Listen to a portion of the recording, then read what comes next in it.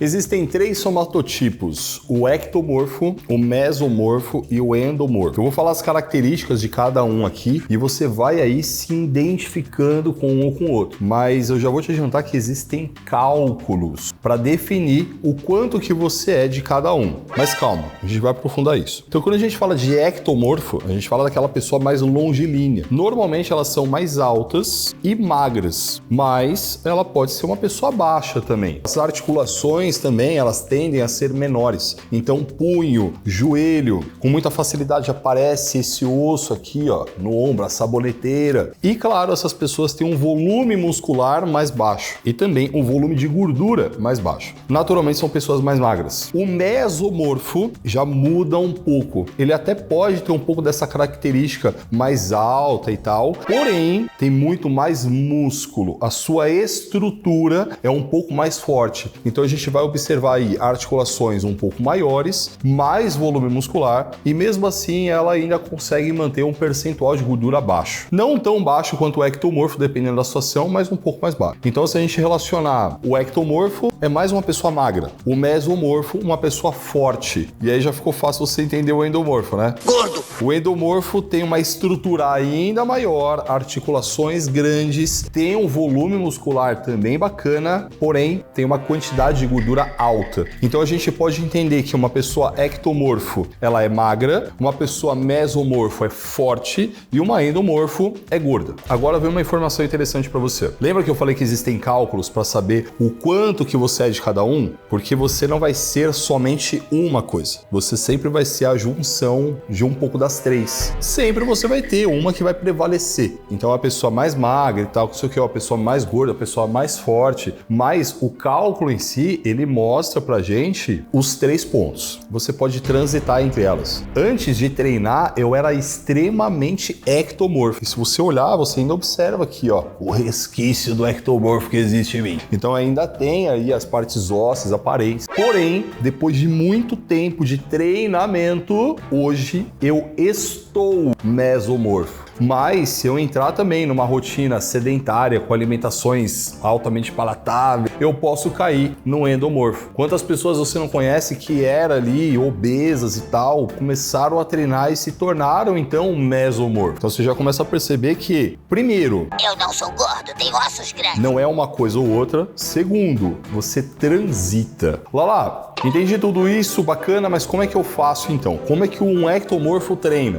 Como que um mesomorfo treina e um endomorfo treina? Quando a gente pensa no treino de musculação, a gente pensa numa melhora de físico, a gente pensa em aumentar a massa muscular e reduzir gordura. Uma pessoa ectomorfo, ela tem menos gordura, mas ela quer aumentar músculo. E ela não quer aumentar a gordura. Uma pessoa mesomorfo, ela quer aumentar músculo. A gordura que der pra resolver ali e mandar embora, a mesma coisa. O endomorfo, então, nem se fala. Tipo, ele quer aumentar músculo e reduzir gordura. Então, quando a gente olha pros 3 cenários, todos eles querem aumentar músculo e reduzir gordura. E como que faz para treinar? Como é o treino para aumentar músculo e reduzir gordura? Se tratando de musculação, intenso. Então, o ectomorfo tem que treinar de forma intensa. O mesomorfo, mesma coisa. O endomorfo, igual. Aí entra um ponto. O ectomorfo vai ter mais dificuldade de aumentar músculo, mas ele vai treinar para aumentar o máximo de músculo que ele puder. O mesomorfo consegue aumentar mais músculo, mas ele vai querer aumentar o máximo de músculo que ele puder, independente de qual somatotipo você seja. Se uma pessoa que é ectomorfo, ela quer desenvolver o peitoral, ela precisa de um treino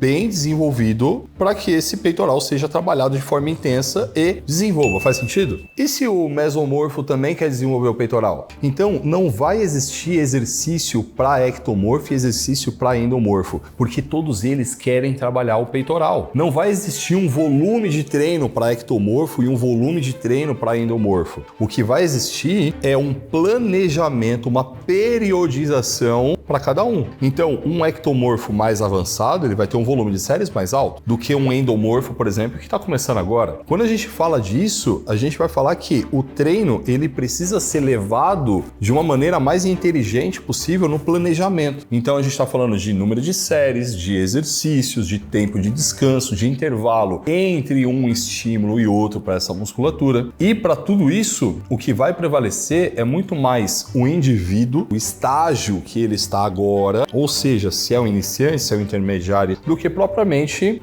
se é ectomorfo ou mesomorfo. Mas aí, lógico, uma coisa é fato. É bem hipotético isso, mas vamos imaginar 3 pessoas com o mesmo estágio. 3 pessoas, sei lá, iniciantes total, cada uma em uma caixa aí dos somatotipos. E essas 3 pessoas começam a fazer um treino muito similar ali. Elas vão evoluir fisicamente de formas diferentes. Então você pode esperar que um ectomorfo, ele desenvolva menos músculo e fique mais definido. Um mesomorfo, ele vai desenvolver um pouco mais de músculo, vai ficar com uma definição também boa. E o endomorfo, ele vai construir muito músculo, mas ele vai perder menos gordura. Isso é natural da fisiologia de cada um. O mais difícil não é o ectomorfo ganhar peso ou o endomorfo perder gordura. O mais difícil é você ir contra a sua natureza. E se você é uma pessoa muito magra, vai dar mais trabalho para você construir músculo. Se você é uma pessoa que tem um percentual de gordura mais alto, vai dar mais trabalho para você reduzir gordura e manter esse percentual de gordura baixo. Vamos imaginar que você é magro e você conseguiu desenvolver músculo legal. Ou seja, você foi contra a sua natureza. E isso é muito difícil. Qualquer vacilada que você der, você perde o músculo. Você perde o volume, você perde peso. Uma pessoa que saiu da obesidade, qualquer vacilo que ela der, ela engorda de novo. Então, o processo de treinamento, ele vai fazer com que você consiga moldar o seu corpo da forma que você quiser. Entretanto, a sua natureza, você já sabe qual é. Então, para você voltar para ela, é muito fácil. E claro, conforme você mudar o seu físico e manter esse físico de forma transformada por mais tempo,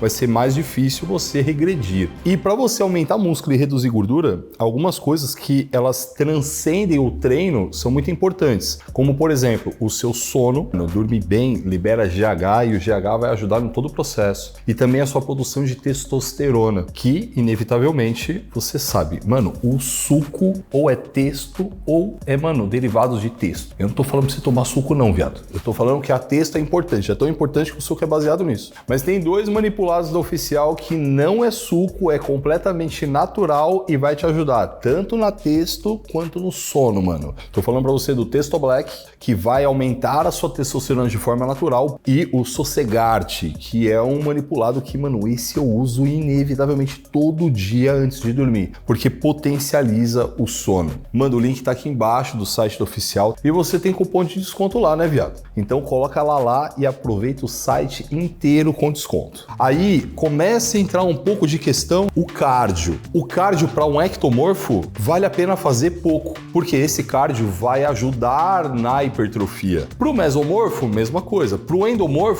esse cara precisa fazer bastante cardio, porque ele tem uma quantidade de gordura maior lá e o cardio, sim, ele vai ajudar nesse processo. Mas eu tô falando de um degrau acima. A musculação igual para todo mundo vai fazer força igual, vai ter um treino intenso. Subindo agora, acrescentando o cardio. Antigamente se falava que o ectomorfo não precisa fazer cardio. Erro feio. Hoje já se defende a ideia que o cardio ajuda na hipertrofia, então é interessante que ele faça. E se para ele faz sentido fazer cardio, para os outros ainda melhor. Mas o que mais muda é alimentação e descanso. O cara que é ectomorfo, ele queima muita energia com facilidade, não é? Mas ele é mais leve. O cara que é mesomorfo, ele é mais pesado. O endomorfo, então, nem se fala. Claro, cada um vai se alimentar de uma forma diferente, mas o próprio fato de você fazer o levantamento de quantas calorias você gasta por dia, que é a taxa energética basal, e quanto que você precisa para se manter vivo fazendo as suas atividades, que é a taxa energética total, já vai levantar todas essas informações. Então, quando a gente pensa na alimentação, a gente não vai mais levar tanto em consideração o somatotipo, e sim o indivíduo. E é exatamente por isso, brother, que lá no Muscle 60D a gente entrega a dieta personalizada para todo mundo que chega, sem custo adicional, porque vai fazer muito sentido para essa pessoa, independente se ela é ectomorfo, mesomorfo ou endomorfo. Mas vai aqui uma informação interessante para ti. Essa teoria toda, ela foi desenvolvida na década de 40. A pergunta que eu te faço é, você acha que faz sentido você utilizar uma parada que foi desenvolvida na década de 40? Ela já foi mais do que derrubada. Hoje, nenhum profissional sério utiliza a ideia de somatotipo para montar seu treino, para montar sua dieta. Mesmo porque a gente leva em consideração outras coisas que são muito mais importantes.